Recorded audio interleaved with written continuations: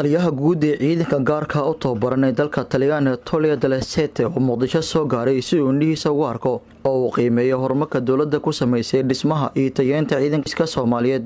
Ra'iisul Wasaaraha Xukuumadda Soomaaliya Xasan Cali Kheyre ayaa xafiiskiisa ku qaabilay taliyaha ciidanka Talyaaniga wuxuuna ugu mahadceliyay taageerada dawladda Talyaaniga ee siisa Soomaaliya gaar ahaan tababarka ciidanka booliiska isagoo ku booriyay inay laban dhismaha iyo qalabaynta ciidanka booliiska oo Talyaaniga Soomaaliya gacan ka siiya. kulanka uu Ra'iisul Wasaare Kheyre la yeeshay taliyaha booliiska waxaa goobjoog ka ahaa Ra'iisul Wasaare ku-xigeenka dalka, wasiirka amniga iyo saraakiil ka tirsan ciidanka booliiska. Wasiir Dowladaha xafiiska Ra'iisul Wasaaraha oo goobjoog ka ahaa kulanka ayaa warbaahinta qaranka u sheegay in taliyaha uu ballan qaaday inay dawladda Talyaaniga xoojin doonto dhismaha ayagoona qalabeynaya ciidanka booliiska Soomaaliyeed. waxaa maanta xafiiska Ra'iisul Wasaaraha nagu soo booqday General Tullio Delle Sette oo ah taliyaha xoogga sida qaaska loo tababaray ee Talyaaniga ama loo yaqaano Carabinieri.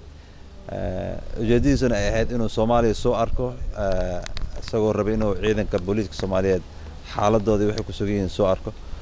shalay asaga iyo General Saacid oo taliyaha booliiska Soomaaliyeed ayaa waxay tababar ugu soo xireen ciidamo loo soo tababaray Soomaaliya Djibouti ugu soo xiray. marka wuxuu rabay inuu ka faa'iideysto fursadda maadaama uu East Africa uu joogo inuu yimaado Soomaaliya.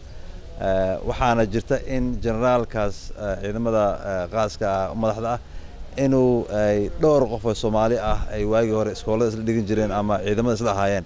marka hadal uu ka maqlay Soomaaliya iyo sheekooyinka ka maqli jiray daraadeed ayuu u yimid Soomaaliya inuu xaaladan ogaado. wuxuu soo booqday akademiyada General Kahiye si uu soo arko tababarka meesha ka socda.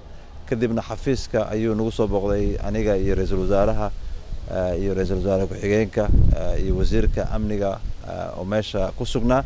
warbixin kooban buu naga siiyay waxyaalaha ay ka damacsan yihiin inay ka sameeyaan ciidamada Soomaaliya caawinaad ay u hayaan oo ku saleysan xiriirka taariikhiga ee Soomaaliya iyo Talyaaniga ka dhaxeeya.